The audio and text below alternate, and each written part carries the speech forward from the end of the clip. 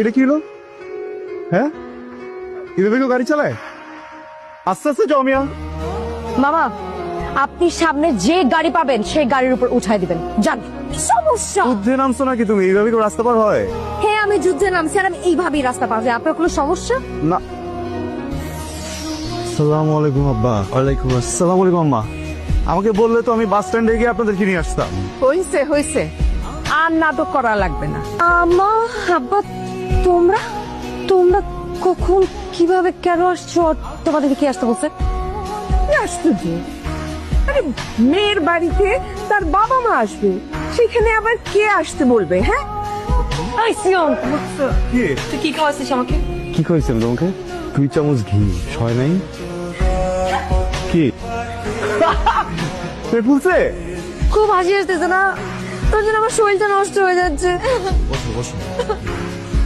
4 মাস শেষ হয়ে 5 মাসে বলবো না তো বাবু একটু বড় হয়েছে না, এখন তো পেট ফুলবেই।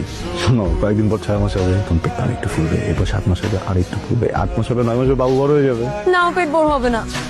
আমি নিজের চোখে নিজের শরীরে ভাবে নষ্ট হতে দেখতে পারবো না। এখন কোনো স্ট্রেস নেওয়া যাবে না, এইসব নিয়ে উল্টা উল্টা কথা বলা যাবে না। তুমি শুয়ে পড়ো, একই শরীরে 2টা প্রাণ, বিষয়টা শুনবে না বললো। তো এই প্রাণটা তোর ভিতরে আসলে কেন? আস্তে ফিউল কি উল্টা উল্টা কথা বলো? বাপ মা ছাড়া এই বাচ্চাকে আমি পৃথিবীতে আনতে চাই না। কেন ডিভোর্স দিলে কি মরে যাবো তুমি নাকি আমি মরবো? বাপ মা ছাড়া কি আছে? বাচ্চা তো বাপ মার সাথেই থাকবে, কখনো তোমার সাথে থাকবে, তখন আমার সাথে থাকবে। আচ্ছা ঠিক আছে, বুঝছি তোমার প্রবলেম, তো তোমার রাখতে হবে না, আমি বাচ্চাকে দেখে রাখবো। ওকে, কে কার কাছে থাকবে নাকি থাকবে না সেটা পরে দেখা যাবে, কিন্তু কালকে সকালের মধ্যে যদি আমার এই পেট ঠিক না হয় তাহলে কিন্তু আমি একদম পিটে নিব।